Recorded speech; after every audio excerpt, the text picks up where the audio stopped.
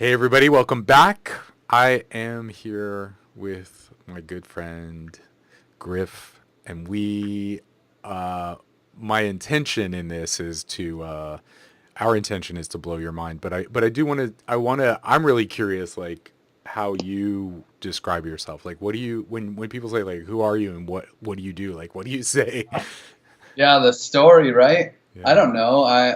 Usually I have to throw out the DAO because it's a pretty big project and I was a huge part of it. So, I was community organizer for the DAO.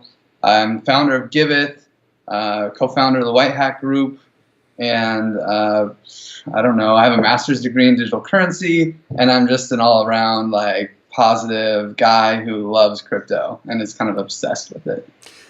Right. I mean, I think that's I think those are like that's the perfect highlight of it. And I want to say a couple things about you just personally. Um, you are somebody who absolutely like there are people that come into your lives, and if you've never read this book called Consequential Strangers, you should read this. You should definitely read this book because I Okay? guarantee you that you and I are doing this all the time.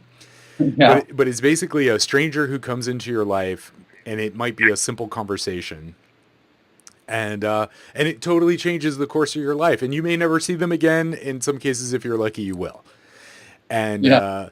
but I feel like you have been that person in my life and have changed.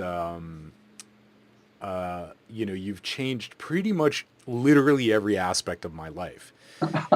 Oh, thanks. Yeah. I think thank you. No, it's a huge thank you. It is a huge thank you. So I It's want to. funny the consequential stranger guy because I was just having a meeting, not really a meeting. A guy who works with IPFS, which is really incredible technology, randomly came to the Giveth office today and was talking with Jordy, and they were trying to build a network for like how to decentralize the internet in Catalonia because they have a major issue that the Spanish government controls the internet infrastructure. Right. And as they were talking, they talked about their origin stories because that's what you do when you meet crypto people. How'd you get into this space? And they actually were at the same talk from the same guy. It was a meetup that this guy, random guy, totally, just a random guy giving a talk about decentralization.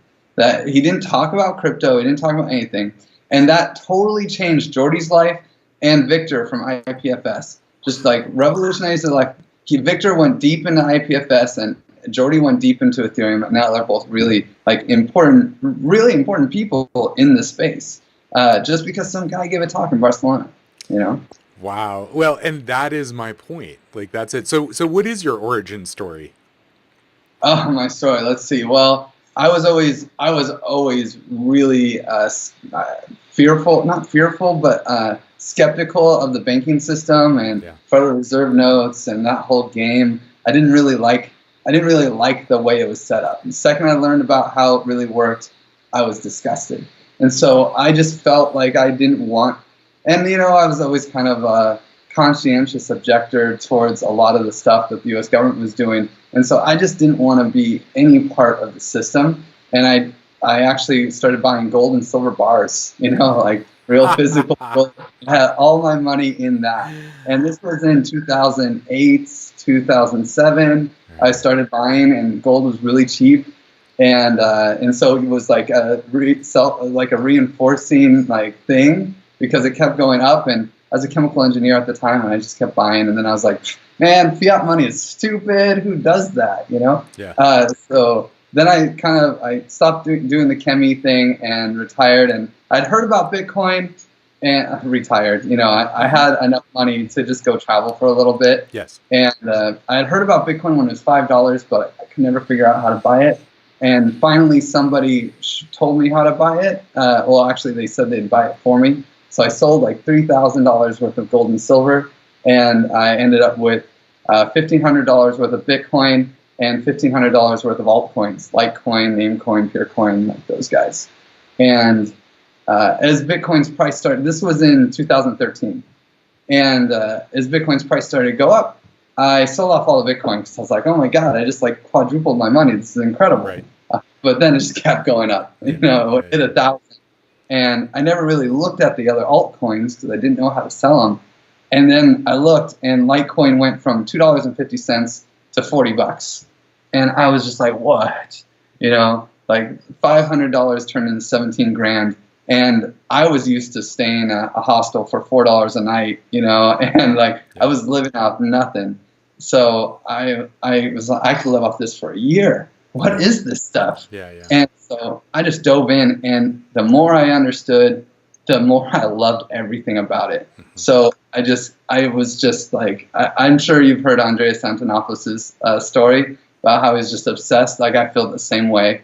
And Andreas was a huge part of it. I just loved everything he had to say.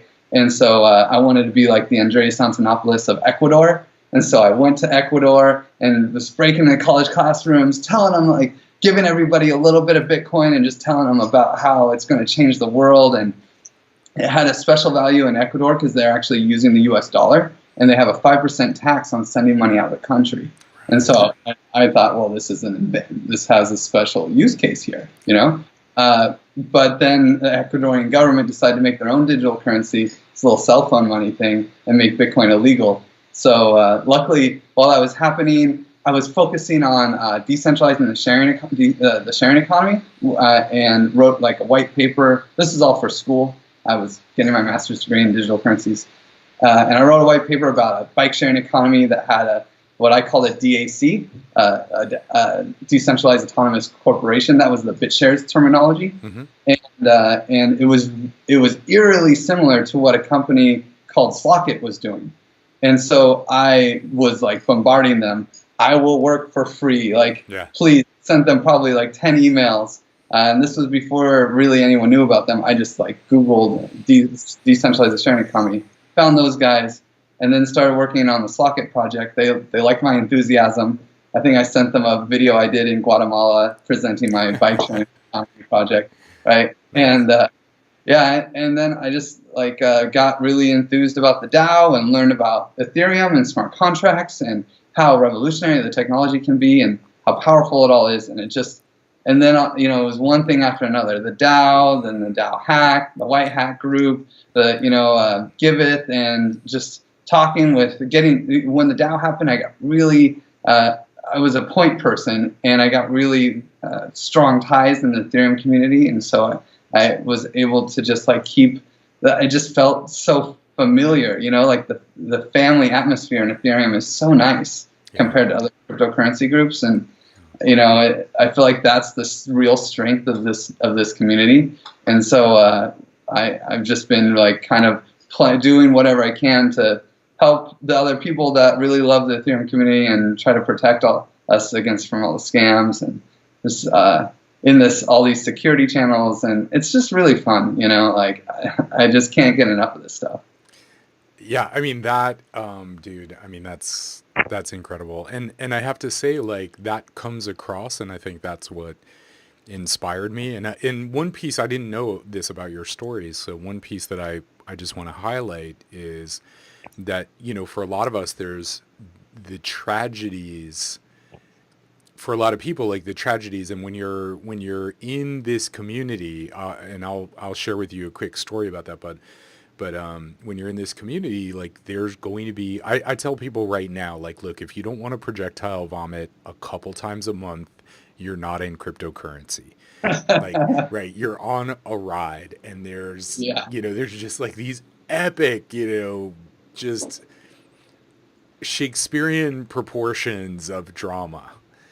Right. So, and I have to say, the conversation, getting back to our conversation where it was really the beginning of you changed in that second every area of my life, but now I see why. Because you had gone through the DAO hack, and you survived that, and you built community out of that. And when I lost all of my Bitcoin in MT Gox,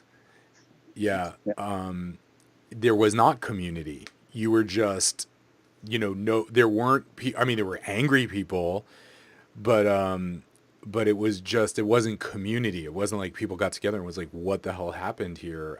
It was just devastation. And I basically just felt like, all the naysayers who were like, oh, Bitcoin, that's so stupid. I was just like, man, they're right. And I was like in that space from November or December, whenever that was, whenever it really fell apart, early 2014 to the moment I met you, even though I started buying back in very tentatively.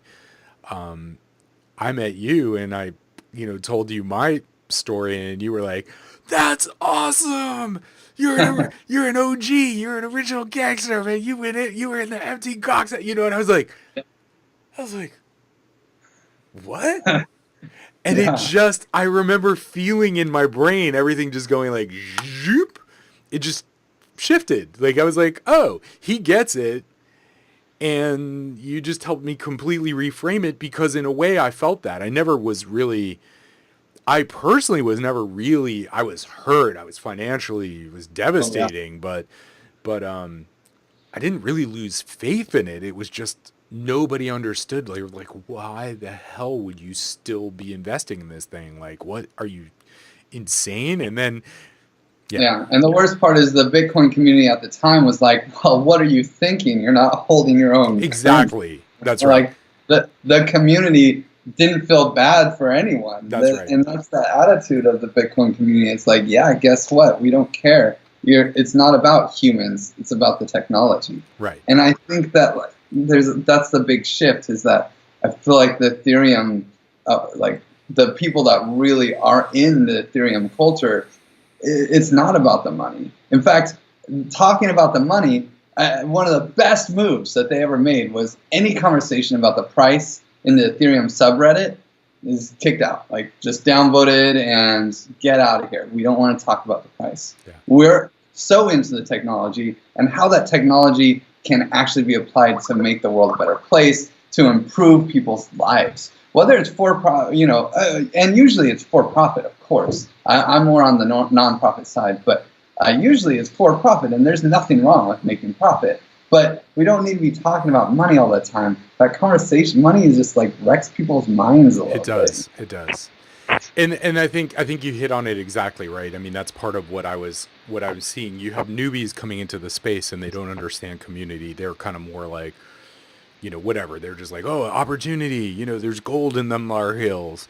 Yeah. Right. Yeah. And of course that is hiding. And this is what I want to talk to you about. Really, I want to kind of I want to say, if you were free to paint, to really go out there, I want to explore that a little bit with you, because I think we can. I think we can geek out and go out to the edges of what we think is possible, and then kind of help people come back. But the main thing I want to highlight is what you created for me. Is you created family and connection. And every single person I've met who's been one way or another associated, even competitors and, quote unquote, in the traditional frameworks, are the community sense is beyond anything. And the family and people, I really see people who see a much bigger vision. And when we're talking about money, when we're talking about that, what's the, what price, these become, they once you're down this path a ways, they're completely irrelevant conversations. And when I was a noob, I was like, well, let me help me understand, what? And I was trying to understand it from that perspective. So I get it. That's an entry point. You're just like, oh, you of course. Right. I mean, that's the best selling point we have. It's like, look, this money keeps going up in value. Right. Don't you want in? And I mean, that was definitely what got me in as well. I bought some mostly because I believed in the technology and I wanted to diversify. Just naturally, I just wanted to diversify. I had most of my money in gold and silver. And I just wanted to try to I don't want to be part of the system, so I can't buy stocks. So I just got some Bitcoin, because it's like, oh, that's cool. But once I read more, there's just so much more than, and what is cool, there is some cool stuff about money. Of course. And it's the experimentation of indirect exchange, that we can go philosophical about money, where it's not about making money, but it's about making money systems and experimenting with different ways to model an economy. I mean, we have this broken story of money that is, I shouldn't say it's broken at all. In fact, the story around money, because, okay, you changed my life in many ways. Your book really blew my mind, you know, so like, I see everything as a story now. And, you know, and especially money. Money is like the biggest joke. I have some money right here, right? Exactly. Like it's the biggest joke, dude. it's just a piece of paper. Yeah. It means nothing. Yeah. Right? But every human who sees this paper overlays a story on top of it. That's correct. And that's so powerful. And what does that story say? Like what is that story in our mind? You know, and generally there's something messed up about that story, because this is supposed to model real things. Yeah. And yet it's not real, because, and the biggest way that I don't see it as a natural object is that you can't have too much of it. And that's the part of the story that I feel is like, ooh. Yeah, because like you have this like if you have too many mangoes, it's a problem. They're going to start to rot. You know, I love mangoes, you know, but if you have too many, it's Griff. If you have too many chairs, if you have too many TVs, you know, it's like all these things they have storage costs, they have this, they have that. But if you have too much money, you can't, that's not even a thing. You can't have too much money. If you're Bill Gates, you know, and you have the most money in the world, you still want more. And that means that anytime you can never be satiated. You're always in a scarcity mindset. Money puts people in a scarcity mindset, no matter what, you know? And that's like, that's one of the biggest things that sells Airbnb and Uber, to me, at least. There's no conversation about money. You get in the Uber, right? You get somewhere. The conversation about money is between you and your phone. Yeah. Done, right?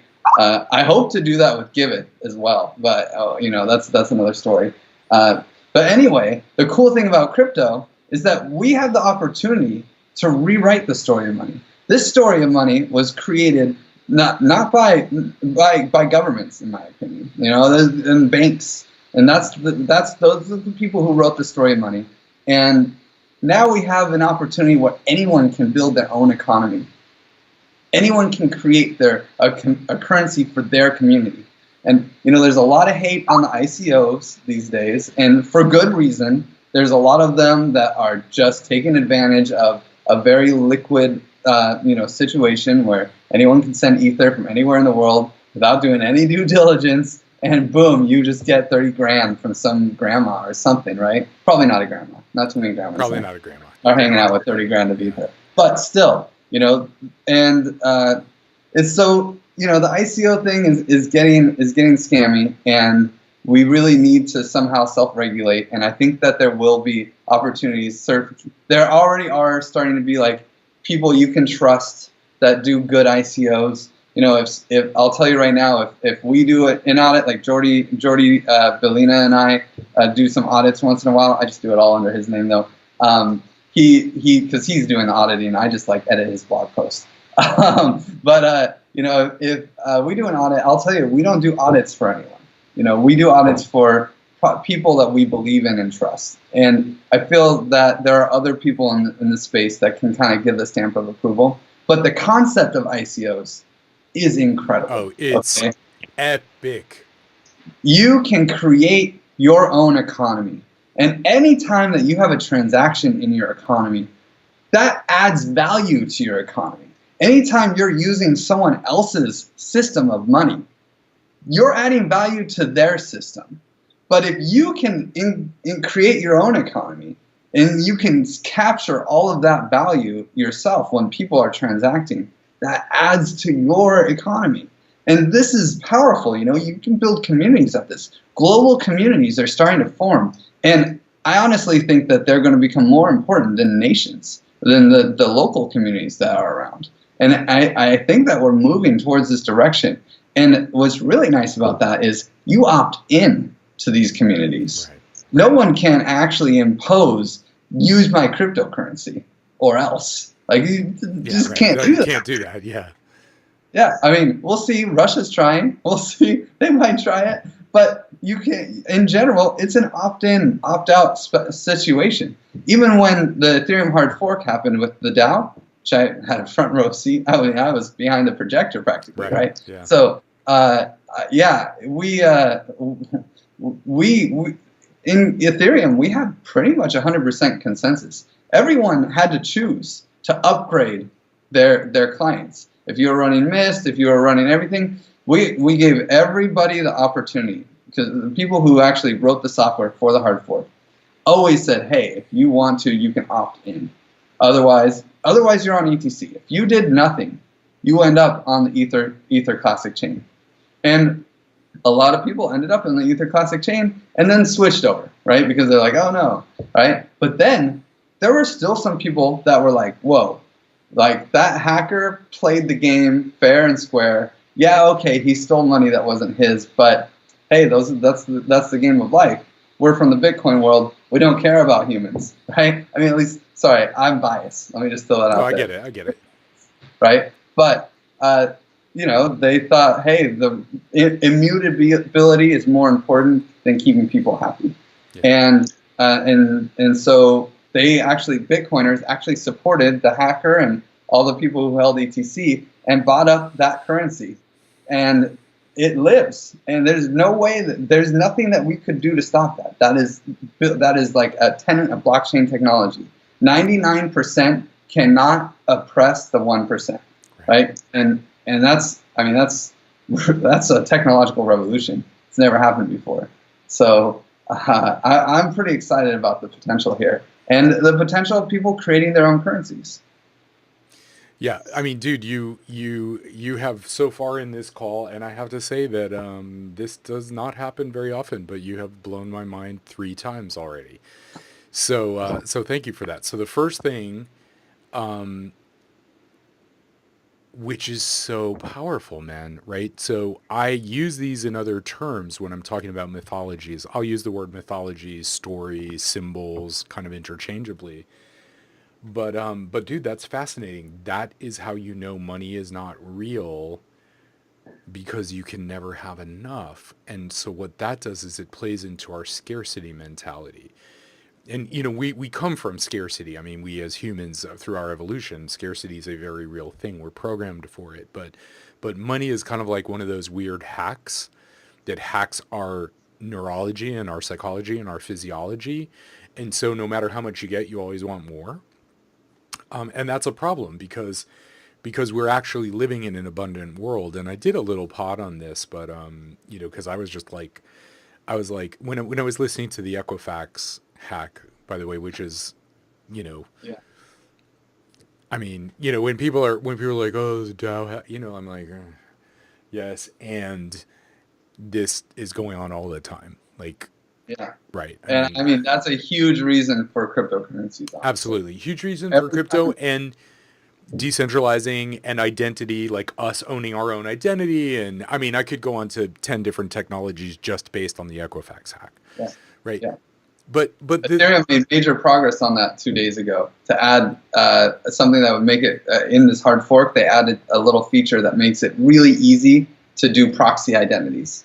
They just added an opcode specifically for that, so that you can easily create a contract that's yours, and then you can say, "Hey, this is my address," and you can change a contract underneath it, so you can upgrade effortlessly and still have the same address. And it's really huge for all the sovereign identity guys. Wow, that's big. I mean, that's a fascinating thing. And, I hope people listening to this, like, part of why I wanted to do this is I wanted to stimulate people's imaginations and have them start to see that we are truly in a world of infinite value right now. It is like in your lifetime, you will not be able to, there's not enough that you're going to be able to do. But all of us who are true believers in this space, man, we're going to be on our deathbeds. We're going to be like, oh wait, what about this? Because it's that much of a revolution, and it's going to take all of us and more, and generations before we see the full power of just the ideas behind it. So So the first thing is like, okay, so it's like right now I'm noticing this thing with relationships where people are like chasing ideals. And I feel like money is that ideal. It's like, oh, I need more, more, more. But once you step into this world and you have the relaxation of watching a living and breathing currency that's like opening and closing and opening and closing, and it like expands and it contracts, but it's alive, right? Your dollar only goes one direction. Like this thing this thing can only go one way. Yeah. Down. I mean, Exactly. it's the Federal Reserve's job to make Exactly. sure your dollar is worth 98 cents next year. That's It's right. their job. It's their job. That's what they do. Yeah. It's insane. Yeah. And people want to get as much of that as possible. I don't even get it. Yeah. It's like, honestly, and America gets it because they're in so much debt. Yeah. That's the way to be. You know? I mean, when your money's evaporating in front of you, you should get as much debt as possible. Yeah. It's just going to be worthless. You know? Well, I mean, it's true. I mean, that's a really good point. See, that's a paradigm shift as well. Like that is, a currency that is losing value is a reason to acquire debt. Yeah. Because I mean, low interest debt, especially. Yeah, exactly. Low interest debt. Yeah. So then that takes me back to like where kind of like this thing has no value. It's a mythology. It's a story. I would argue there's a neurological bypass that seeing this thing does to you, that stimulates the like endless hunger, right? And going back, dude, I want to jive off that because I couldn't agree more. One of the things that I don't know. Okay, I wish I could attribute to who I learned it from, but being able to control your perspective and your frame of mind, being able to control your attitude and what do you want to look like? Because in every moment, there's endless suffering that you can focus on, pain, sorrow, like hate, like all over the world. There's, people in Myanmar right now are getting destroyed, and we can talk about how horrible these things are. Mm-hmm. Or we could talk about the incredible, amazing, like ecstasy that's going on right now. So many people are falling in love, and there's like, my friend just found his backpack that was stolen from him, and he was able to get all his stuff back, and it's like so like amazing that he was, and we can start looking at the positive things in life, and you get to choose every moment where you want to put your thing. But you know what? It's really hard to. Not everyone's a fucking Buddhist monk. Sorry for the swearing. Clearly, I'm not. But at least once you have some awareness, it helps, and if you can like step outside yourself and be like, whoa, I'm focusing on the wrong stuff right now, But when you're not like in total control of your mind and the monkey mind is just going, and you see some of this stuff, boom, you're in scarcity mindset, and it turns that on, just like you said, and that's a big problem, man. That's a huge thing. That's something that with Giveth we want to like try to take the money out because of that like trigger.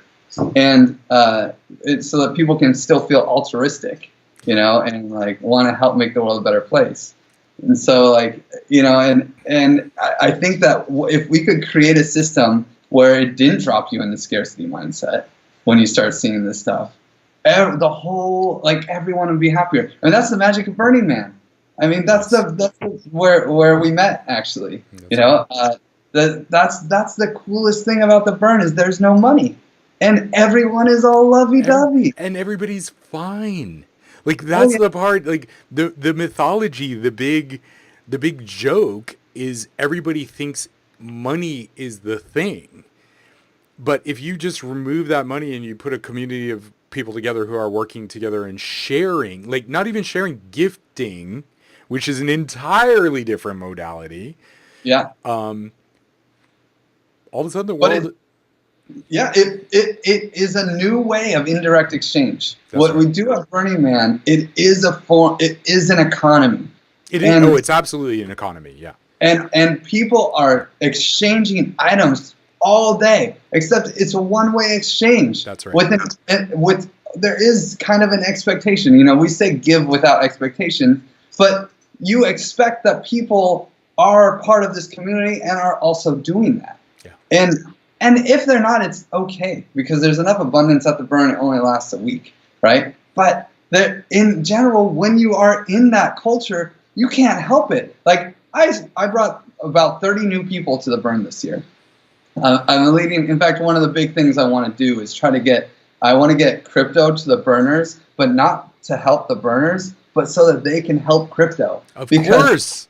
I want their perspective. I want them to be experimenting with. They've built such an incredible economy. I want them experimenting with these tools so that they can try to build a new economy with this amazing power to create currencies and create economies and experiment. Because I'm a big, I've read Ludwig von Mises' Human Action like twice. I love Austrian economics, but it's missing the heart. It's built for people that don't know each other. Like it's like, how do we have economy? Like, let's start with one man on an island and then let's build it up. But there's never any discussion of one man on an island who then meets a beautiful woman and falls in love, and what incentivizes his actions then, right? How can we embed love into the technology? Like, that's what I want to see the burners play with that, and modeling human actions, not based on just incentivization, but let's model the human action that drives a mother to take care of a child. Like, let's look at that and see if we can start modeling some movement. Get some experimentation on that. And we will if the burners get in. But anyway, so I brought a bunch of new people to the burn. They had no idea what was going on, and by the end of it, they were so in love with the culture and so immersed in it. They're like, next year, I want to do this, and I want to give this, and let's get like a bunch of drones delivering presents to everyone, because all my guys were high-tech, like nerds that wanted to do cool stuff like that. But, and it's like, well, okay, yeah, let's talk about drones at the burn. I don't know. But either way, they were so, like, once you get into that culture, you just want to give. You can't help it. And so it's an easy expectation to have when you're like, hey, here's some French toast. That guy's going to come back and pay it forward. Totally. Yeah, I mean, so I've got like 20 things there. So I want to pull out a couple pieces. So number one is the one piece, which is funny. All of a sudden I'm like, we are doing the same thing, right? Because what you're saying is, and by the way, now that I hear what you're trying to do with Giveth, I actually have some ideas I can share with you about how to do that. So the first thing to understand is that the symbol is hacking your neurology. So spending time to change people's neurology around this is not actually going to work. Right. So that's what's so interesting about Burning Man. One of the reasons why the gifting works is because there is no cash. The only place you can to spend cash and even have to think about it is at Center Camp for some coffee or chai at 4 o'clock in the morning, which I'm grateful for. I would still love it to be. But even then, like, I'm sometimes like because you're just in such an altered state, you pull these out like they're sort of like, like fish, they're just like, oh, there's some stuff here. Right. Whatever. It's so meaningless. It's kind of like a joke. And so, there's that flow. And then you see people who are like in transition who don't understand where they are yet. They're oftentimes noobs and they're showing up at the culture and they're just like, I would like a soy latte with and they're just doing like the shtick that they do at, coffee chains, and I would like that with a little, and it's hilarious because they haven't been stripped naked of all of these beliefs yet. But if you put yourself in the face of that culture, it will happen. I was in tremendous pain about 4 years ago. So, between the Bitcoin being stolen and losing my primary source of income and, trying to figure out what to do, I remember I was talking with my girlfriend and she was like, you should really, Burning Man is like your home, like go. And I'm like, yeah, but it's like I have to spend money I don't have and, yada, yada, yada. But I remember there was a moment, I get goosebumps thinking about it because there was this moment where, I was so depressed before I left. I just felt so beaten down, and you get into this like I'm a failure and all this, upward social comparison we do when we're Oh, okay. dealing with money and stuff. And but at the burn, it's equalized. It's a gift economy. People are there. There's no, all I needed was like literally. I think the whole week I spent, you know, $30 or something, right? I mean, like actual. Yeah. But I was completely the story within about a day. The story disappeared. It literally evaporated. It just was like gone, right? And so all of a sudden, my well-being, my creativity, my happiness, my joy, my inspiration, my awe, and that was the moment when I was like, it cemented for me because even though I wrote the book and even though I understand symbols, I did not realize that this was a brain. It's like a programmed since birth brain hack that just bypasses all your prefrontal cortex Wait, and just goes to like, you're gonna die alone and in poverty. no. I mean, it's like we're swimming in it. It's like That's right. fish in water. They don't know the water exists because it's just always there. So once I got that gap in my awareness, then I was able to leverage other, just like you start to realize like, oh, well, if I could do that for 2 weeks, why can't I do that for a month or a year? And that's really what started to change. And then when I met you, and I looked at you and I was like, oh, he has the piece that I have been looking for the last 20 years since I discovered this stuff about mythology. You found the paradigm shift around money. I don't even want to use that word. You found the paradigm shift around energy, currency, exchange, possibility. And I was like, oh, he's living in that reality. And that was it. I was like, I'm back in. Like literally that second, I was like, I'm back. I'm back. Yeah. It doesn't matter what happened in the past. That's not the point. And that was it. And that is that's what we're dealing with. So what you're doing and what I'm doing, this whole thing with AI, is my idea is part of what I want to do is like I want to say, okay, first of all, what happens if I can help create a brain that is not so deeply affected by symbols and mythologies that we've all grown up with? How does that clarify your vision? For me, it radically changed every area of my life. The last sticking point was around money. And I saw when you explained crypto and the smart contracts and all this stuff and Giveth, and I was just like, this is it. I'm like, no more calls. We have our winner. Like, this was the missing piece for me. So I grokked it instantly at this like epically high level. And then I was like, okay, well, how do we start to create, in essence, machine learning that helps us demythologize ourselves, right? One of the reasons why these freaking stories have such legs is because you can look at somebody and you can go like, oh my God, I just had one of these conversations literally 5 minutes before our call. Somebody said, oh my God, I don't have enough money to pay my water bill and I'm so freaked out. Yeah. I don't know how I'm going to, but do you know what happened for me?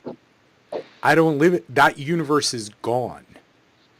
So he said that thing and it bounced off, and my reaction completely up-leveled his thinking at like this whole, it was like I had pulled this burden of, death and despair just off in a second, because I'm like, no, like it's not a real thing. You're believing in Santa Claus right now. Like, Yeah. And that is the power. I think if we can start to create intelligent things that don't mirror back our worst fears, that don't echo back our echo chamber, our worst nightmares of ideas, and they just go like, no, actually in reality, boom, here's what we see. Here's kind of a way to think about this without the mythology, without the drama, without the emotion. That's what I'm super excited about. I think we can start that with money. Yeah, and like it sucks because we're both very privileged. I mean, we're tall white American males. Yeah, of course. Huge privilege there. And then we got into crypto, and so for us, money just isn't a thing anymore. Like that's the magic of anyone who's been in crypto for long enough. I mean, it is ridiculous. Like if you had $20,000 worth of Ether in January of this year, yeah, you're a millionaire. Yeah. Okay. Like that's how ridiculous this world is right now. Yeah. But we got to remember there are obviously a lot of people who aren't tall white American males, who aren't privileged enough, and do have trouble with paying their water bill. But the problem is not that you don't have enough money.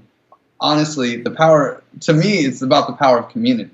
It's like and telling that story is painful. Like that story, it's like, first off, like, I don't like hearing this. I don't have enough of anything, scarcity mindset. Yeah, for sure. Bounce. But like, at the same time, it's like, okay, well, what do you need? And giving someone money is never going to help anybody. Like that's just, to me, that's almost why I started Giveth, because charity is not generally the right answer for most people.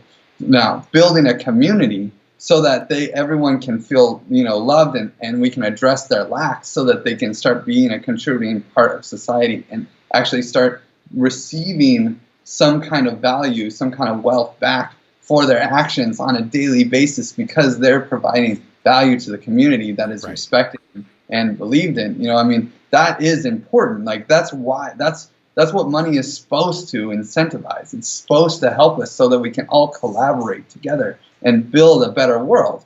And it's to me, it's supposed to be happiness points. I totally agree. Steve Jobs deserves a fuck ton of happiness points because so many people have so many iPhones. He's made a lot of people really happy. Yeah. And so he should get happiness points. Yeah. This is cool. Like I think that's a cool system. However, it's not perfect. It's gotten us really far. I mean, I talk a lot of shit about money, but holy man, it's like where we are as a society we could not have done it with without such a fluid, like the banks are doing a great job. Look at us. Like there's so much abundance around us, but there's, we can still make it better. Just because it's done such a good job so far, that doesn't mean that we can't start playing around and experimenting. Hey, can I talk about Giveth a little bit? Of course, please. Yeah, it's a different thing. So like, we're trying to rewrite the story around charity. We're trying to build communities around causes, and that's kind of the aim. And to do that, we have two pieces that are really important. Number one, we want to have everything completely transparent, right? If you send a donation to something, you should be able to walk away 10 years later, look it up, and see exactly who it went to, what it was used for, right? And that's so easy with crypto. Right, it's blockchain. Yeah, honestly, it's easy in the regular world, too. Yeah. It's just easier with crypto. And another thing that we want to do is kind of create accountability. And that's one of the biggest problem when we were talking about ICOs earlier. It's one of the biggest problems in the ICO space. There's no accountability on the funds. When we did the DAO, if you wanted money from the DAO, you had to create a proposal, and generally those proposals would have milestones. And if you raised, $35 million, then you wouldn't just get the $35 million. You'd go in a smart contract and you'd get pieces of it. And as long as you were following your roadmap, you would get more and more and more. And I want to continue that with Giveth. If you're a charity and you want to build an orphanage, that's awesome. We want to support you. Everyone in the orphan community. Well, we're calling so before we had DAOs, and the DAO was a for-profit entity, and that always kind of struck me wrong. Like a DAO is a decentralized autonomous organization. And to put that in perspective, the closest thing to a DAO would be a centralized autonomous organization, which is a government, which ideally is a non-profit entity, right? The internet is a decentralized autonomous network. It's not self-organizing in a way. There's no incentive structure. So it's not an organization, right? But autonomy is a really tough thing to achieve. That's why pretty much only governments and extremely robust networks, like generally the internet or BitTorrent networks or Bitcoin, Ethereum, all these are networks. Those can gain autonomy because they rely on independent, decentralized nodes connecting with each other. And I know there's this internet kill switch, but I'm sorry, you can't stop a computer from networking with another computer. Right. There will always be an internet, even though there's huge, ISPs that really control. It's kind of a hub and spoke model, and there's all the gateways are definitely controlled. There are ways around that. You can run your own server. You can connect with other people. You can control your peer list, and you can create a decentralized internet. And that's what Jordy and Victor from IPFS were talking about just like 5 feet away from me 3 hours ago, right? It's not, these things aren't difficult. But anyway, I digress. The tangents, I just can't help myself. So with Giveth, we're creating, instead of DAOs, we're creating DACs, decentralized altruistic communities. Because honestly, there's a good reason why the DAO is the only DAO that's ever existed on the Ethereum system. Every cryptocurrency itself is a DAO. Bitcoin is a decentralized autonomous organization. Ethereum is a decentralized. But ever since the DAO, everyone kind of realized that smart contracts are not quite ready to be autonomous. They're not quite ready to, with Slockit, we tried to run before we could crawl, honestly. The programming language we were working with was 8 months old. Yeah. And, software has this, we're so used to software that you can just upgrade and it's not a big deal. Right. But we're playing a different game. Trustware. I got that from Andreas Antonopoulos. Trustware is a different story. And so has more of a hardware aspect. So it takes longer to build autonomous networks with smart contracts, in my opinion. Mm-hmm. So we're starting with just altruistic community. I like that. Because we want to have an escape hatch and all. Luckily I've been through some really tough things with the DAO, and Jordy and our team, our smart contract team, which is one of the best in the space. They have seen a lot of things. We work on a lot of ICOs. We've seen the good, the bad. We watch the space closely. We want to make sure there's always, the security is top notch. Right. So we just can't, and even decentralized, that has an asterisk, because we need to have security features themselves are centralizing. I'm getting a little technical. I should go back to Giveth. So we're creating these things, decentralized altruistic communities. And those are going to be the new type of charity that we want to build, where anyone who wants to help orphans hey, what's your favorite charitable cause? What do you think, Lauren? I mean, for me, it's it really is there's so much need just in the United States. I mean, literally 5 miles from where I'm sitting, there's as intense poverty as there is anywhere on the planet. That's really close to me because I grew up on the streets in New York. So I want to help. Those people where barriers to entry are not only money but computers and learning, and you go to a school 5 miles from here that is using textbooks that's 25 years old, stuff like that. That hits me close. Helping the impoverished communities of Southern California, maybe? Yeah.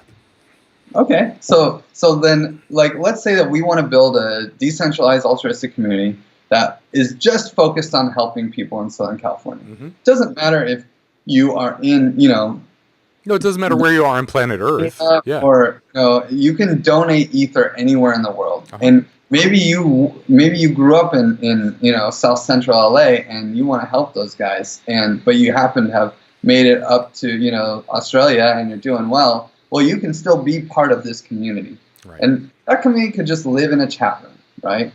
But we want to enable them to actually use the power of donations, right? When someone donates to something, that's an opportunity to connect somebody to someone else who shares their value. Right now, charities kind of stand in the middle, yes, and they block this opportunity for connection. That there's someone who cares. They care so much, they're going to overpower that broken neurology and get over their story and just give money away, And right now they just have to hope that it gets used somehow for good. But What we want to do is we want to get rid of that charity in the middle and actually connect them to the person who's going to use their money. But there's a problem.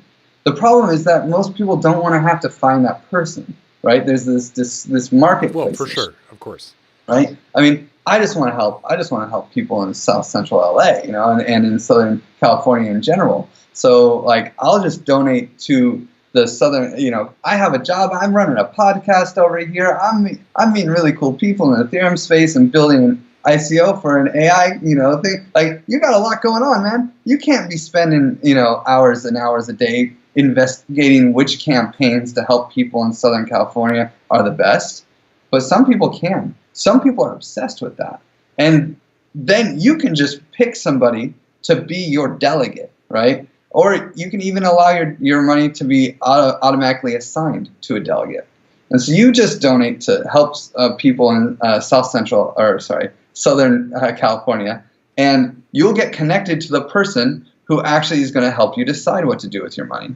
And you can choose to interact with them or not, but either way, that connection is there, and it's an opportunity to actually build something with them, right? And if you decide to just, you know, whatever, ignore the emails, cool. They're going to find something cool to do with your money.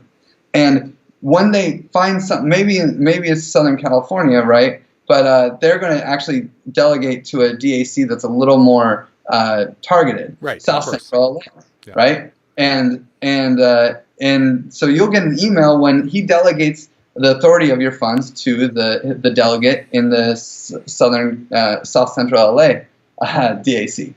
And now you have another connection. You're connected with both of these people now. And you can join this guy's Slack or this guy's Facebook group, because that's where they choose to organize. And then he can actually, then when you decide to connect with him and you're not liking what they're doing, you're in San Diego, you know? And so you have the power to actually say, no, thank you, you know, and undelegate and send it back to this guy. And he has this, and this is, at its base, we're building a fund management platform that's kind of like liquid democracy meets fund management, right? So now he's going to find somebody in San Diego for you, because now he knows. You didn't tell him, you know? So now he knows, and he found a campaign that's actually educating, you know, first and second graders, finding people that are in impoverished situations, taking them aside, and giving them extra special care, right? It's actually just one girl who's in college and wants to volunteer her time, but she actually doesn't live there, so she needs to, you know, take the bus, and, you know, it'd be nice to have lunch out there, and she just needs, and instead of getting a second job, she actually just wants to help kids in, you know, San Diego that are not as wealthy as a lot of other people in San Diego. So she makes videos, she has a little blog about what she's doing, and you get to meet her, and because this delegate found her, and you just you just get an email, hey, in 3 days, your money's going to go to this person if you don't veto, right? And so then you start like looking her up, and you're like, okay, that's cool, right? And so the money's locked. You no longer have access to those funds. Like before, you always had authority, but now the money is locked in her campaign. Her campaign is something like, hey, every week I get $300, and I'm going to put in, you know, 10 hours of work to, and she's going to get paid $30 an hour, a solid wage for San Diego, right? And she's going to get, and to do exactly what you want to do. She's actually going to make good money, which is cool because she gets to set it up. It's all up to her. There's no oversight here. The oversight is you versus her. And there is actually oversight, though, because there's a reviewer who is in charge of actually saying whether or not that milestone is complete. She gets to pick the reviewer, so there's trust there, and you know we're going to need a reputation system, and we're going to need to integrate with a lot of cool things that Ethereum is building, Uport and all this stuff. But this is the general system. So there's a reviewer who, you know, looks at her blog and says, yeah, this is a person. And the reviewer is the person who has to have trust, you know, that has a reputation and has something that they need to put something at stake. And so, you know, we're still experimenting with the models, and but we'll see. And the cool thing is that everybody gets to decide what model they want to use. Mm-hmm. We're trying to just build this platform and let people experiment with it. But the end goal is to make the world a better place. It's not to make money. Giveth never takes a cut of anything. I mean, there is no Giveth. We're just a bunch of hackers. We're loosely organized, and we're just working on this. This is not a company. We're not trying to sell a startup or anything. We're literally just a bunch of people that love Ethereum, want to make the world a better place, and use our skills to do it. And we're going to try to build this system. And that's what Susie in San Diego is doing, and you get to meet her. And then, you know what? Maybe you'll get to interview her on your podcast because you donated, $100 that you wanted to make San Diego, or you wanted to make, help impoverished people. This is how you got connected to her. And that's what we want to do with Giveth. Is just connect all these cool people together so they can help solve their shared values, address the issues that concern them. Bro, I'm like, let's do this like today. Like, it's incredible. I've actually never, that was one of the things that I wanted to do was just, hear what Giveth was like, really understand it. I got it. I mean, this needs to happen like yesterday. So I'm excited about that because I believe in what I way believe in what you're doing. I get it. And I understand it at a much deeper level because the point is not for us to dictate in a centralized authority, this is how you will use our platform, but to create tools and let people use them. And, there will be things that evolve around this that we can't even conceive of. That's exciting to me. Right. I want to lean on permissionless innovation as much as possible. Well, I do not impose. I see Giveth as a lot of things. I see it as a decentralizing charity, but I also see it as an experimental platform for all these cool projects that are trying to create a governance. One of the biggest problems in digital currency right now is that we do not have a form of decentralized governance that works. Right. We are in a situation where the best form of government in the world right now, and it disgusts me to say this, but the best form of governance is a benevolent dictatorship.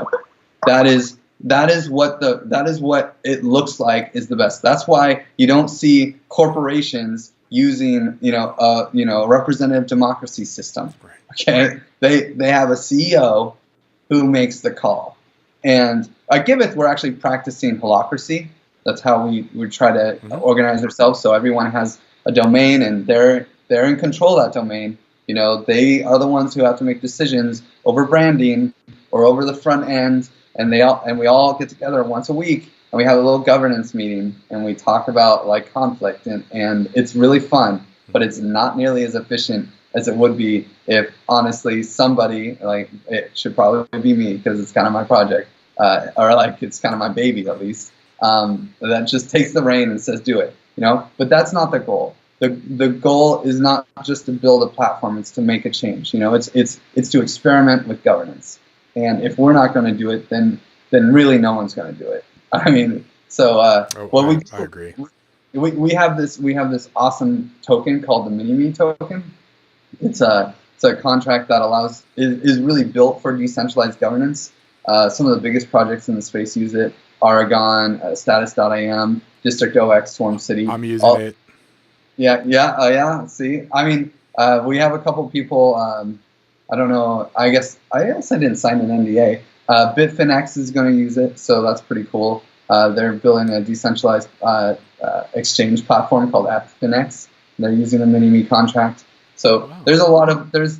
I'm like, did I sign an NDA? All these stupid NDAs. I hate it, man.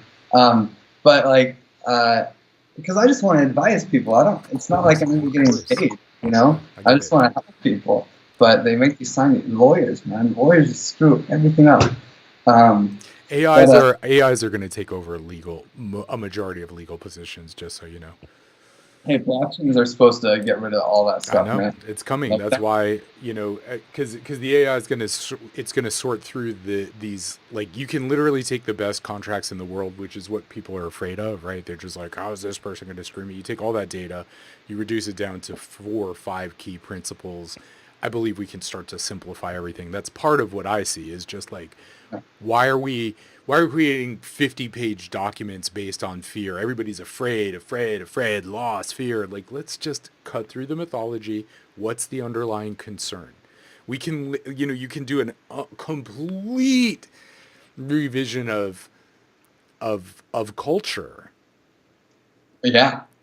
by just being like, that's what I was talking about earlier. I don't think I was super clear, but you and I are doing the same thing in different. It's crazy. Like I just want to clarify this point because I want you to understand. Like when I was saying like balance, I realized that kind of came across the wrong way.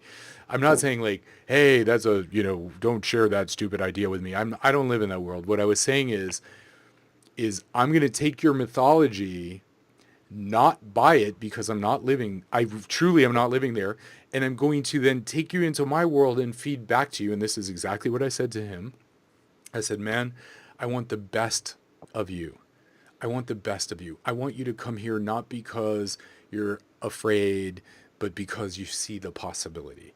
And we started talking about possibility, and I was like, and all of a sudden his whole universe, he was just like, at the end of this conversation, he was like, thank you, because it was like nobody does that. Yeah. Because our brains are the way our neurology works right now. Well, it will always work, but that way it's an associative organ. So if I say to you, hey, what do you know about sharks? And you tell me a shark story and I tell you a shark story, because it's like, that's the thing. So if somebody says, oh my God, water bill. Oh, I remember the time when I had a water bill, and all of a sudden you're in this perpetuation of fear. That's all contracts you have are. to do some like conversation jujitsu. You got to do jujitsu. That's it. Right. And what happens, because what you're doing, you're stretching my brain right now in this conversation, because you are speaking about an entirely new paradigm. And that, my friend, is why I'm so excited about this space. It is wide open. And as much as there is hating on ICOs and all this thing, man, I will tell you this. There are some of us I will give you, I've already asked you like 20 times, how can I help? What can I do? How I want to support you. I want to, right? Because I can't do what you want to do, but I see the vision. Yeah. Do you understand what I mean? And I am probably right now literally the only person that can do what I want to do. But my goal is to take the technology, what is currently IP, and just give those tools to everybody and say, okay, now that we have these as the baseline, we're no longer operating from fear and terror and guilt and shame and anxiety and like, oh my God, I'm not going to have enough. I'm going to end up like that. That conversation begins to melt, because that is not reality anymore. You know what I'm saying? Like there's no reason for it to be reality is what I'm saying. We have way too much technology and knowledge and, there's so much stuff. That if we begin to get rid of those in the really where people are spinning their wheels, and we take all that brain power and say, how do we make the world a better place? That's what I'm working on. That's my, and I, in my experience, I have to start at the level of belief. I have to, right? What do you believe about the way the world works? And let's give you new paradigms, because we're using ones that are, 10,000, 3,000 years old. And it's just, that ain't the world we're living in anymore. So, I mean, we use so many old things. I mean, it's amazing. It's amazing. I mean, our government right now, like the structure of our government was made, at least, sorry, I say our government. We're both Americans. So the structure of the U.S. government, I'm so used to talking to international audiences. I have to be careful with this stuff. Is what, from 1700s? Are you kidding me? Yeah. They didn't even have cars. Exactly. They didn't dude, if you want to send a letter somewhere, it's like, which boat is it getting on? We'll see if it ever gets there. Cross your fingers. And now we have internet. We have Bitcoin. We have this instant, you can instantly send value. You can send $1 million to China right now, and no one even has to give you permission to do it. That's right? I mean, this is incredible technology. And the internet is probably the most important piece. Like, this is like, I mean, don't get me wrong. Bitcoin is like, Bitcoin and digital currencies are probably the most important invention since the internet. Yes. And like innovation or something, whatever it is. The internet is like, it revolutionizes everything. And we got to get over our old systems. And we got to start integrating this new technology. But the old systems have so much power that they're incumbents. We have to figure out how to build something that's 10 times better, so we can opt out, so we can switch with a peaceful revolution. With a peaceful, that's it. Dude, I'm in Barcelona right now so that I can witness this, because it is incredible what is going on here. Just incredible. The people are literally, their hands in the air, just getting beaten for voting. Okay, like, you gotta check these videos out. It's insane. Jordy and I actually slept in a high school, right? Yeah. Yeah. So we could keep the doors open for people to vote. Right? This is Spain. This is not like some random Middle Eastern country that we don't even know really exists. It's just a story in our head, and everyone tells us it's bad, right? This is Spain. Like, this is a real European nation, and they're beating voters that are literally like this. And I'm not talking about just like dudes like me. Old ladies, man. Yeah. Batons on their face. Oh. It's ridiculous. Yeah. Little kids being thrown down the stairs for just sitting there. They're literally using the Catalan people. They're so peaceful. They're literally being like human shields for their ballots. Okay? And Spain is like, no, we want you in our country. It's like, what? It's like beating your wife and saying, no, you can't have a divorce. Yeah, like, what's wrong with you? And the worst part is, France and most of the European countries are totally supporting Spain.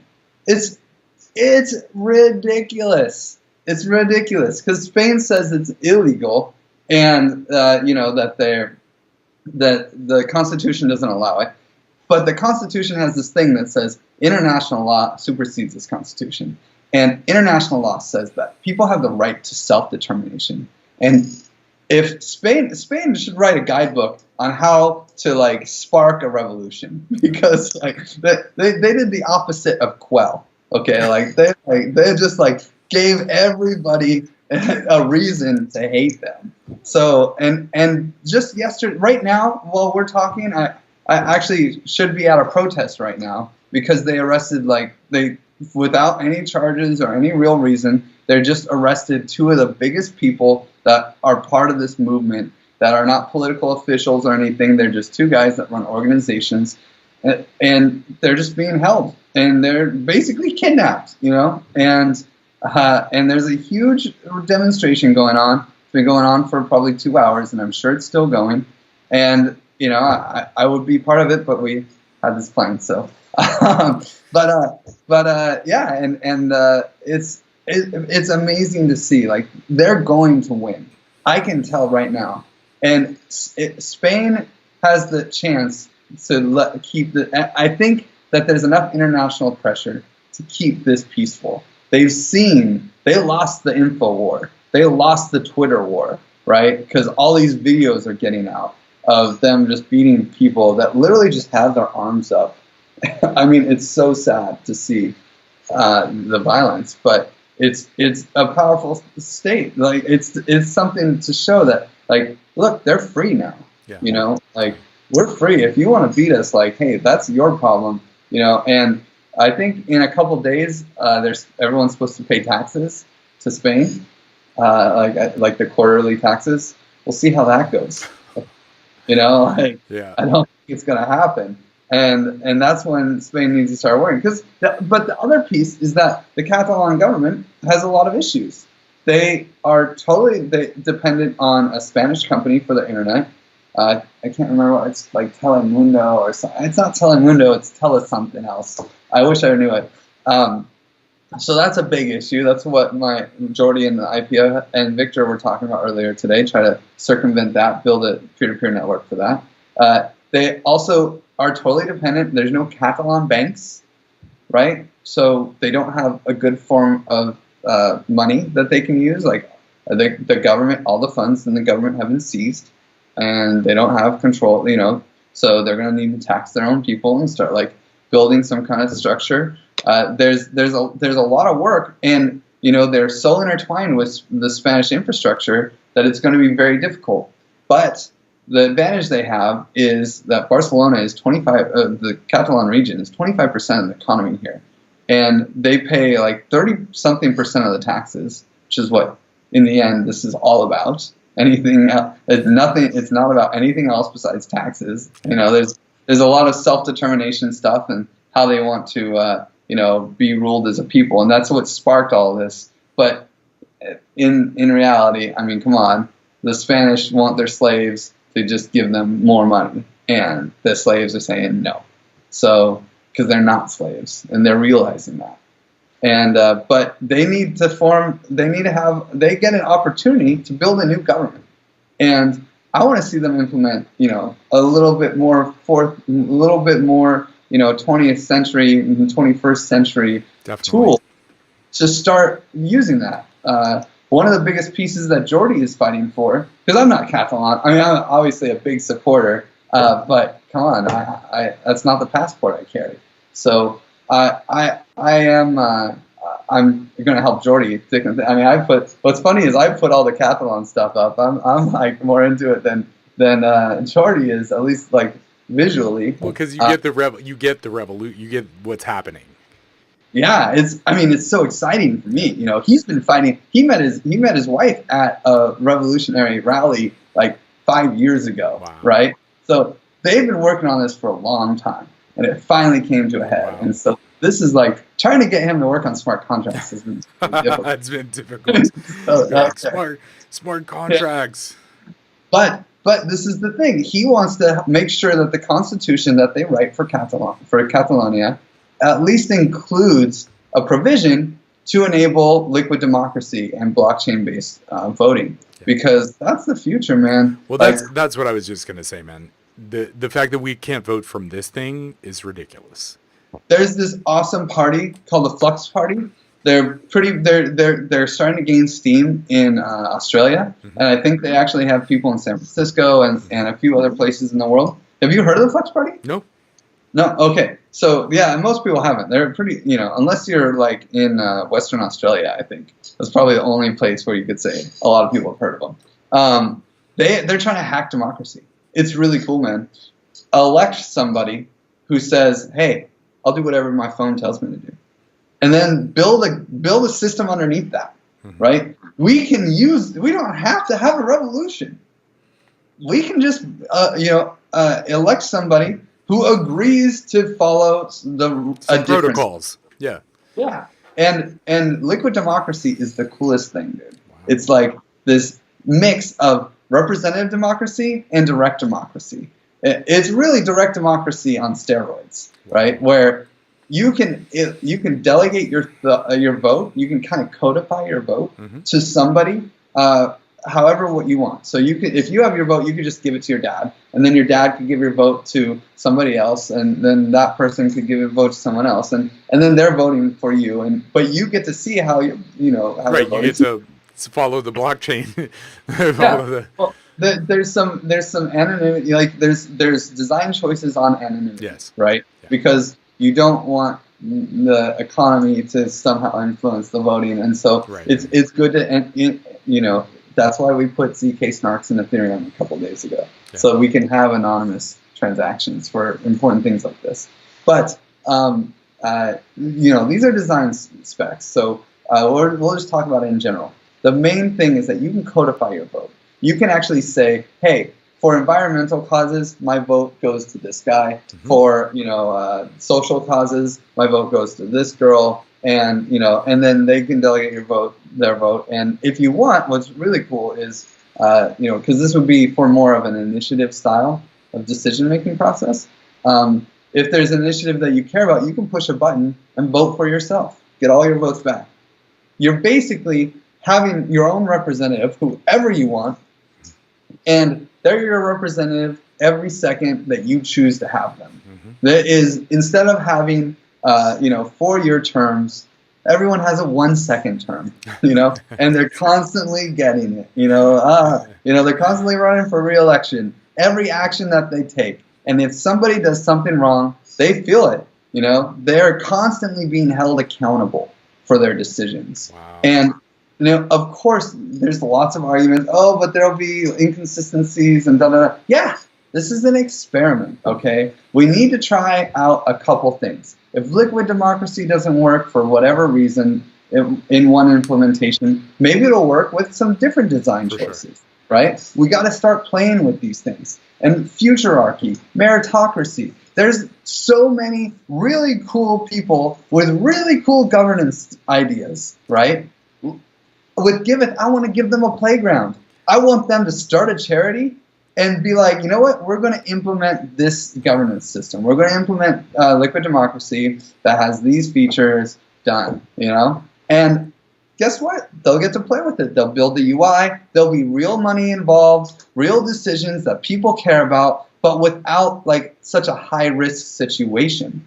You know, that's one of the cool things that we can do with the Giveth platform, and it's one of the things that I'm trying to focus on early because I feel like that is something that we need in the Ethereum ecosystem, and we need in the world. Yeah. We need a place to experiment with decentralized governance because the sad state of affairs that a benevolent dictatorship is the best form of government right now is disgusting, okay?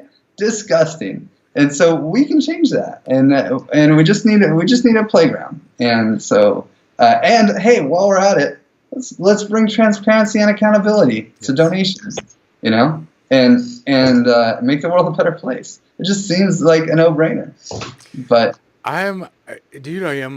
we are so on the same page. I mean, that is what gets me. I have had more obsessive passion in the last year in this space than I've had since I started in the film business. Like since I first was like, I want to be a director, you know, like it's just unreal because of all of these things. I mean, you've already blown my mind like 20 times. And I think that, it gives me even more,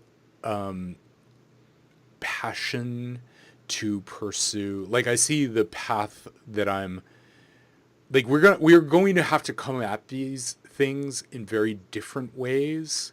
Mm-hmm. Because not one tool fits the same paradigm. And that's the piece that I really walked away from, is especially at this last Burning Man in the sharing of ideas. Like, this idea inspires me. You're thinking about this idea is actually an upgrade of your belief systems. We need to codify some of those, continue to codify and in essence, create new paradigms for people to step into. And because you have a series of beliefs. I heard them as I'm talking to you, and I'm like, oh, cool. But man, I want to slow that down, begin to codify them, because if we can start to pull that out, think about what that means. Now there's not just you who is the container of all of this information, but you actually have something that is now transferable in a simple way that somebody else can put their brain around and go like, oh, I get it. Because Giveth is existing on a series of beliefs and ideas and ideals that are very, very, very 2017 into, 2117. Well, and this is the cool thing, though, right? Because before, when I explained the delegates, right, we're in Southern California, impoverished people, and you delegated to a guy. Well, that guy is represented by an Ethereum address, and that Ethereum address can be anything. There could be another place in South Central. There could be another delegate that is actually a liquid democracy DAO, right? And so a lot of people will donate to that, right? And let's make this a bigger thing. Let's make this, ending world hunger, something that a lot of people might want to donate to, mm-hmm. right? There can be a liquid democracy DAO that's trying to end world hunger, mm-hmm. and you can choose to delegate your funds there and see how it goes, right? And then there can be an AI bot that has an Ethereum address that's doing the exact same thing that the liquid democracy thing is doing. That's right. And we can actually see, hey, how many of the donors liked where their donation went, because the donors have the ability to take their donation back. That's right. And we can compare the two, and we can see, and the AI can get better, and the liquid democracy can get better, and we can have actual free market competition in decentralized governance, right? And in making the world, ending world hunger. We can see who does better at ending world hunger. That's right. I mean, how fucking cool is that? What a great competition. I'm in. Let's go, right? I mean, that's my point, man. I see I'm still having, like, you've been digesting this, like I'm still struggling to even find the words to express, but I get it so profoundly. And it's like just trying to find new words and ideas and technologies, and ultimately we're gonna have to build. So, like, this stuff doesn't even exist right now. Some of it.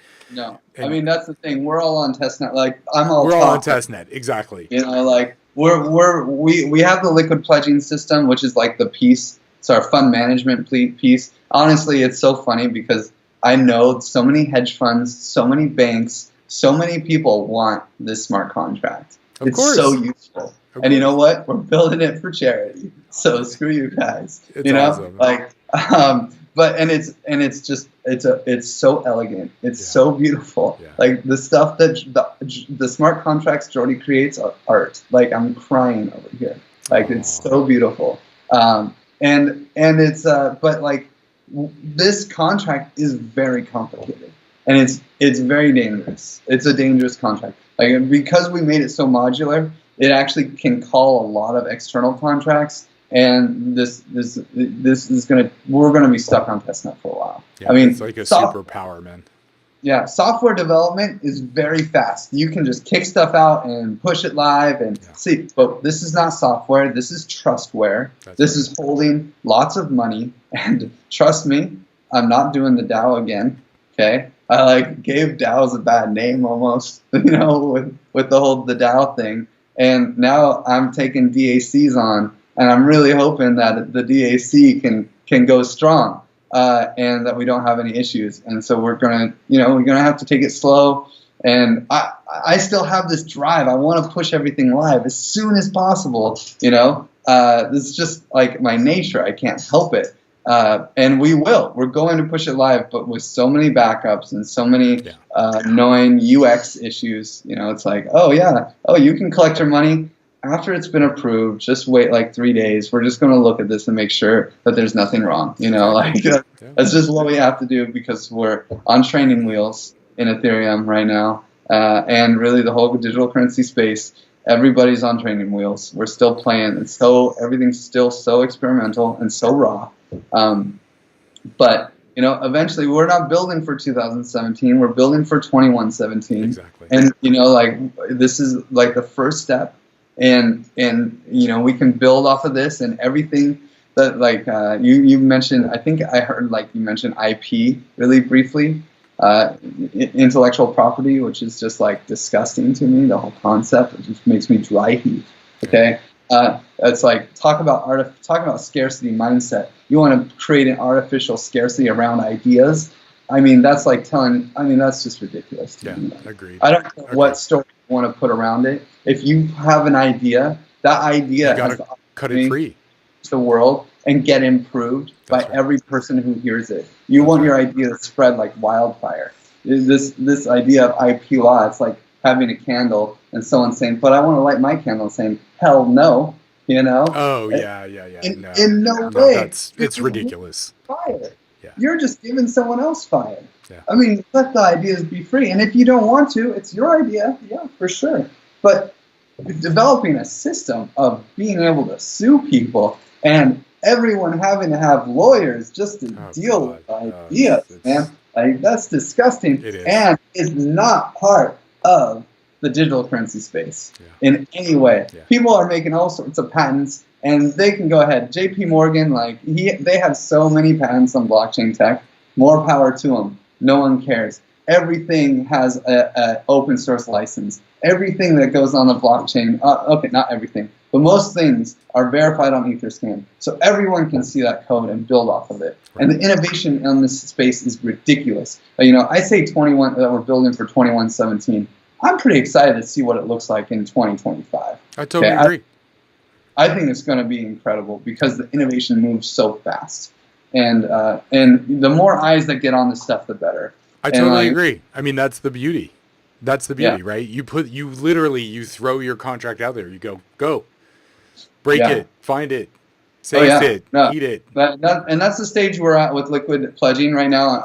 I'm actually going to go to Switzerland tomorrow and talk to a bunch of those hedge fund guys and bank guys about, hey, this is our contract. I'll probably even wear shoes. I'll still wear a t-shirt, but I'll put the sandals. It's Switzerland. It's cold. I'm telling myself that's the excuse, but really, I just don't want them to laugh me out of the building when I wear my sandals. So, I'll put shoes on, and I'm going to try, because I want them to look at our contract. I want as many eyes on this contract as possible. I don't care who uses it. I don't care how much money they make by using it. I want them to look at it and see some bugs. Yeah. We're paying people to write the comments on it, and so there's two purposes there.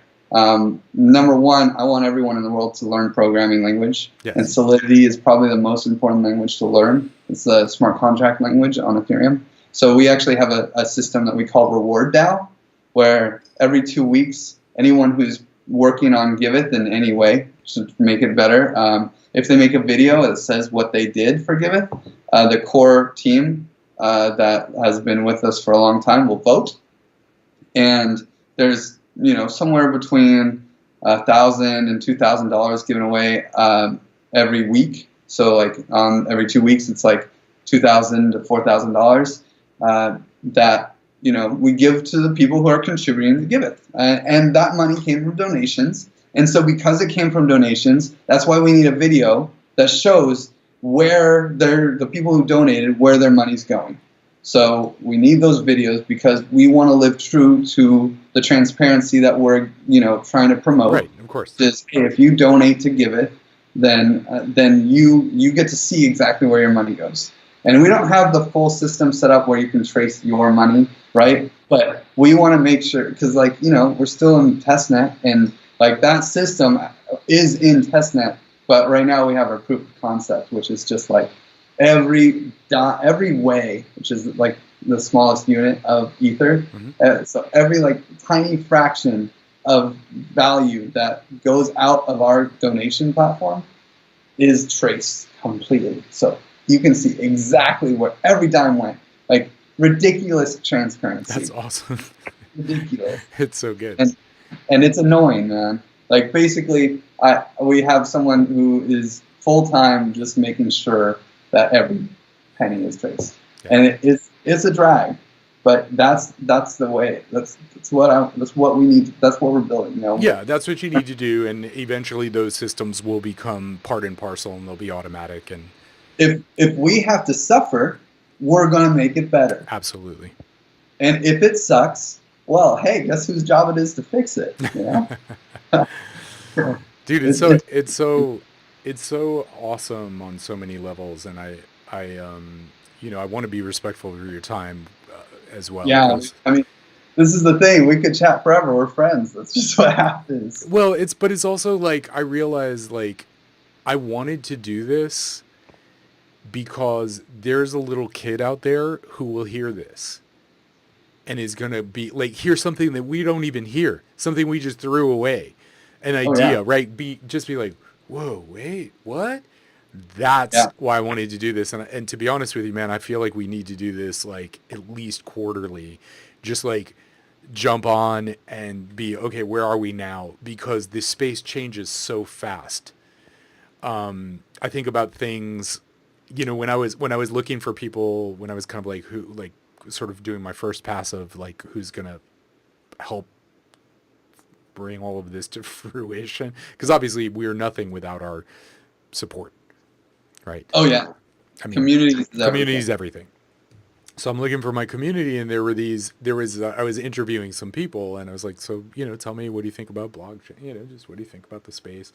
And I would hear these things, and one thing that people say, well, blah, blah, blah, blah, blah. And as if it were de facto, this is the way it is now. And I'm no. This is somebody who's talking to me about the rear view mirror of the last 3 months, and they're just looking out the rear view mirror trying to steer their car. I'm no. Because that's what's so much fun, man. In 3 months, if we talk again in 3 months or 4 months, it's a different universe. And that's exciting. Oh yeah. Who knows? Maybe like Who you know knows? some coin we don't even know will take over Ethereum and Bitcoin and be the next thing. That's right. And it's like, whoa, everyone's moving. Giveth doesn't even work with Ethereum anymore. We moved to Neo because it's clearly better tech. Like who knows? Like and that's the magic. Honestly, like that's the coolest thing about this space is it's totally unpredictable and totally driven by true free market competition. That's right. Whoever has the best tech is going to win. Or okay, it's not just tech. There's a lot of other factors going on. But I really think that the best tech is going to eventually float to the top until better tech replaces it. Well, that's it. Like exactly. And that's where we're at. That's the magic of like IP not really existing and true open source. Everyone gets to see Ethereum. And there is, instead of there being an advantage to the incumbent in this system, I really think the advantage is on the person chasing. It's like they can draft a little bit because every problem Bitcoin has, Ethereum got to see firsthand. Exactly. Vitalik Buterin, who's kind of the benevolent dictator of Ethereum, who would hate me for saying that. To say that, but there's a strong personality in Ethereum. No, I don't know. He and I have had some fun arguments. Not like arguments. It's just we have been both put in tense situations where we're pieces. Like I'm generally a pawn and he's kind of the queen, but I have an important role to play sometimes and we don't always agree on how we should, it's the strategy. But I'm sure like he would love Giveth, that's for sure. But either way, what were we saying? Vitalik actually worked for Bitcoin Magazine. And if you read the articles that he wrote, it's like a preview into how the Ethereum was designed. One thing that there was this hard. Your audience is not into crypto at all, or what's the story? Like, who am I even talking to? Well, yes. That's all I can say is yes. That's my audience. Yes. Okay. Yes. Okay. Well, I'm going to talk about Ethereum for a second. Okay. We just had a hard fork. And that hard fork had to happen now, as soon as possible, because of a lesson we learned from Bitcoin. A hard fork is basically an upgrade to the currency that is not backwards compatible. And most currencies do this. Monero has Monero, which is probably the most anonymous currency out there right now. So if you care about fungible anonymous money, that's the currency for you. They actually have a culture of, hey, every 6 to 8 months we're going to hard fork. Hard forks are very dangerous for the community. If they're contentious, they're going to sprout two currencies. So and Bitcoin refuses to hard fork. They refuse to upgrade their system, and they are playing a different game. They need to be more conservative because they're ahead, right? But if you're running a high-tech company, you need to be able to innovate. And I think that's going to bite them in the ass eventually. They need to be able to innovate in a way that may not be backwards compatible. Yeah. And what Vitalik built in, what the Ethereum team built in, the decentralized team that built the Ethereum protocol, they added this thing called the Ice Age, which actually makes it so that the block times get larger as time goes on, and in an exponential way. So that just 2 days ago, the average block time was about 30 seconds, and if we did nothing by today, it probably would have been 45 seconds. And this has been horrible for the network. Like, it's been impossible to get transactions through. And like we have a live decentralized, we have a live donation application on Ethereum right now. And I just said, hey guys, let's just, like the last week and a half, I said, let's not do it anymore. Okay. So let's just wait it out. It's too painful. Because the network was dying. Yes. But that was by design, because they knew that if they didn't do that, the developers wouldn't have the ability to convince the miners to hard fork and implement things. The things they implemented are so cool, man. They added the ability to do completely anonymous transactions. They added the ability to, they improved the light client. They added, they dropped the mining reward from 5 Ether every block to 3 Ether every block, which will kind of get us a stepwise improvement towards very low block rewards and proof of stake. And I mean, they did so many cool things. They allow, for a dApp developer, like it's so nice. I mean, I'm not a developer, but I lead these teams, and like we can add error messages now when your transaction doesn't go through. When there's when you're working with an application on the Ethereum, you couldn't. The developer who wrote the code couldn't tell you what went wrong, you know, if your transaction failed. And now we can, you know. And also, instead of losing all the money in gas, all the transaction fee, if something goes wrong, you lose less. You lose the gas that was spent, you know, in making the calculation happen. And so there's so many improvements. Like, that's just seriously the tip of the iceberg. That's like the easy things to explain. The other stuff that they're getting ready for, so that, well, there's a big problem in Ethereum. Okay, so let me just say that, like, we're at the stage in Ethereum where we're finally doing improvements for the user. This was always part of the roadmap. Right. First, we do Frontier. Frontier is the beginning where we build the core protocol and we try to make it work at its core and just try to get to work, you know? And then we have Homestead. Once we feel like Ethereum works, then we move to Homestead. And Homestead is where dApp developers get to start to play around. Like, the devs get to play and start building stuff, tinkering, and we see what we need. You know, what are the biggest problems, you know? And that's where we're at now. We're in Metropolis, where we upgrade the protocol to solve the issues that dApp developers are having. You know, they added this thing that, like I said before, that companies like Uport will use, where you can easily create a self-sovereign identity. They just made that easier. You know, they implemented the technology of ZK snarks, which is the most advanced cryptography in the world. Like, this is right now the cryptography advancement and like nanotechnology of processing computing, like the smallest computing chips. Both of those things are happening in the blockchain space, because that's where there's incentive for it. You know, mining is incentivized. So, like, trying to make the chips as efficient as possible. Yeah, well, I mean, the thing is, we're here, and it's like, oh, what happened this week? Yes. And like, the biggest thing that happened this week, for me at least, because I'm in the Ethereum ecosystem, was the hard fork. And man, it was scary. Like, don't get me wrong, we needed it, and we needed it ASAP. But, you know, there's this company called Parity, and they run the second largest client, and the Ethereum Foundation runs the Go client. And Parity was, you know, they were changing their client. They were finding bugs in their client 2 days before the hard fork. And, you know, I feel so bad for the exchanges and all the people that, you know, right now Ethereum is like almost probably more than, I don't know, it depends, but it's at least 40% of the total crypto ecosystem. Yes. You add in all the altcoins and you know, it's not just Ether that's affected by Ethereum. Mm-hmm. All these other currencies are too.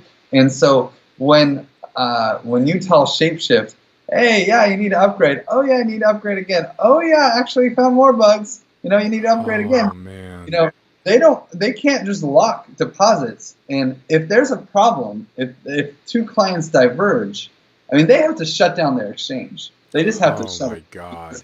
They just can't deal with it. Right. And yeah, I mean, I feel so bad, like, because the worst part is like Shapeshift and Changely and all these really cool, innovative companies that are basically providing an awesome service.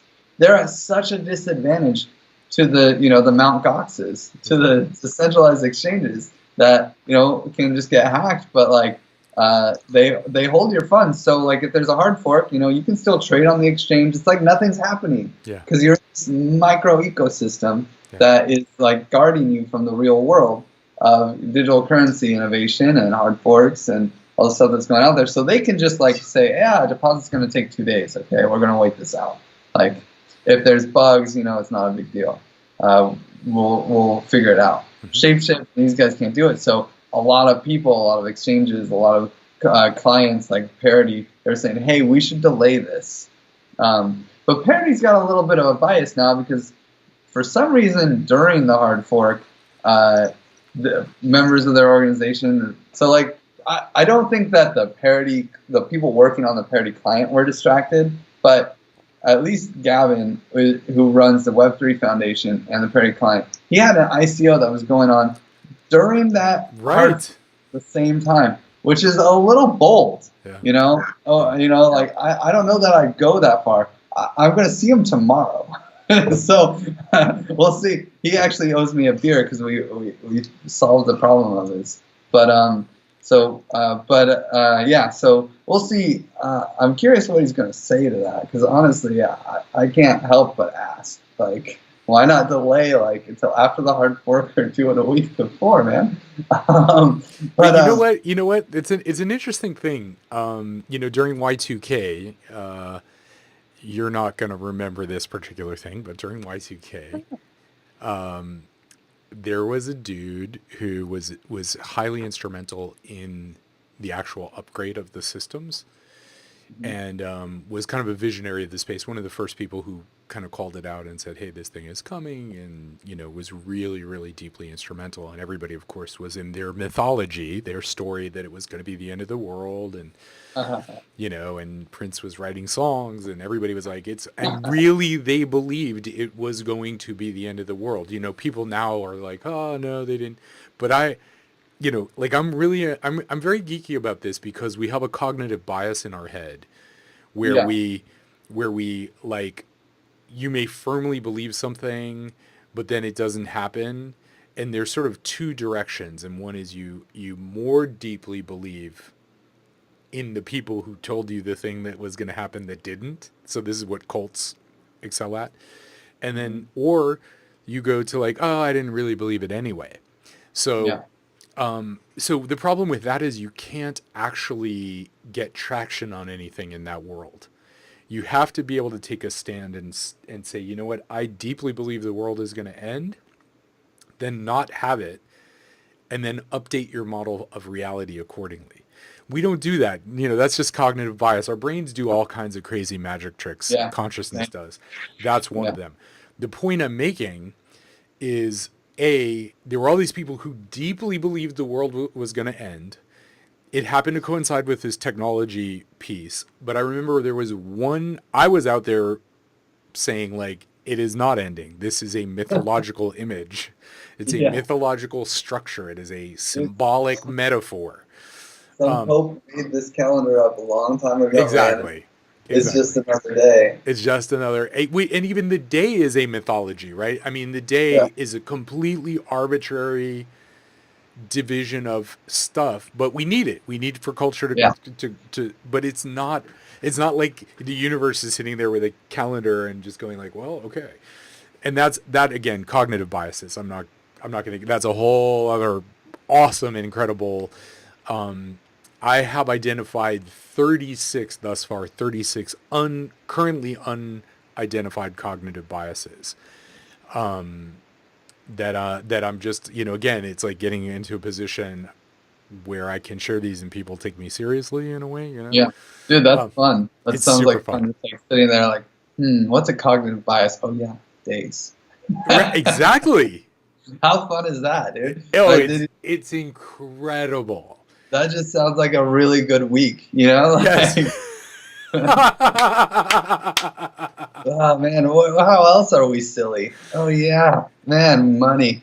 Oh my God. Or whatever. I don't know. Right. I can imagine how much fun that was just to write down 36 cognitive biases. By the way, I just want to say, like, so the guy who I told you I had that conversation with today, he messaged me and he said, hey, thanks again for your thoughts and kind words. It was a very fruitful conversation. You have an incredible mind, and I'm excited to learn more from you and get as much value as I possibly can. Because that's the power that we have when you have an idea, when you have a vision, the world is ready for it, but they're not yet structures, both technologically and also neurologically, that exist. But it is our job to create those and help people step Mhm. into them. Yeah. And that's what gives, like, when you talk about goosebumps and tears, like Yeah. that's what I'm fired up about, Yeah. because I can do it over and over again. It's like a magic trick where you can look at somebody who is like feeling something about life, feeling, just disheartened or suicidal or, just confused or, and then you just bring that clarity. And it's like, so cutting back Yeah. to the end of the year, the end of the turn of the century, the millennia, this guy was, one of those thinkers was like, well, I'll tell you how confident I am that the world is not going to end and there isn't going to be a technological implosion. I will be in an airplane, right? Nice. Which is completely dependent Hmm. on technology, right? There's Yeah. 4,000 objects in the air right this second just over the United States. Do you know what I'm saying? Like one tiny implosion and it's, so that's it. Could be I'm I mean, giving this guy the benefit of the doubt, and I'm saying maybe he was just that confident. it takes some balls, man. Oh my God. Like, I bet that was a cheap airplane ticket. I bet there were not too many people that were. Nobody was on the flight. Yeah, it Nobody. was like Skyscanner was like Yeah. just empty that day. Like everything was just dirt Absolutely cheap. empty. Yeah. Yeah, Hilarious. like, Yeah. that's cool, man. So Well, anyway, I should probably get out of yeah, here, you dude. need to get some sleep. And I just want to thank you, man. I mean, I want to thank you. I've said this before, and I think it's really important, because I can't be all that I can be without knowing you, meeting you, having conversations, thinking about these things. And I know that paying it forward, if you will, is just it's just all the people that we get to impact, and us living from these different paradigms, not being, literally living outside of scarcity. And Yeah, not just because part of it is it's here first. You have to learn, you have to train yourself to see this thing and have zero, like, it's a mindfulness of sorts, right? Where you just yeah. are like, I mean, you just have to rewrite the story because got to no rewrite matter the what, story. we're run by stories. So you see it and it's like, what a funny piece of What, paper. it's And so just, cute. Exactly. oh yeah, I'm gonna play the game. Look at me. Here That's you right. go, sir. That's Like right. That's right. it's so funny the crazy things people do for this I paper. know. It's It's insane. insane. And It's insane. that is our revolution, man.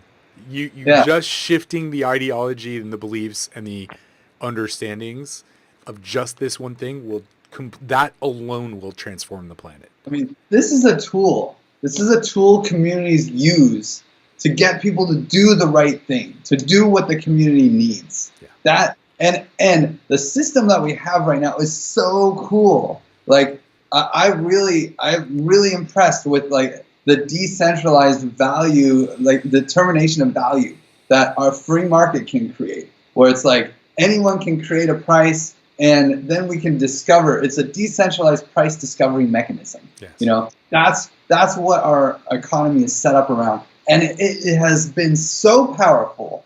But we're using this weird piece of paper with a weird story behind it that can be improved, and cryptocurrency is going to do it, man. And Woo! yeah. I'm with you, man.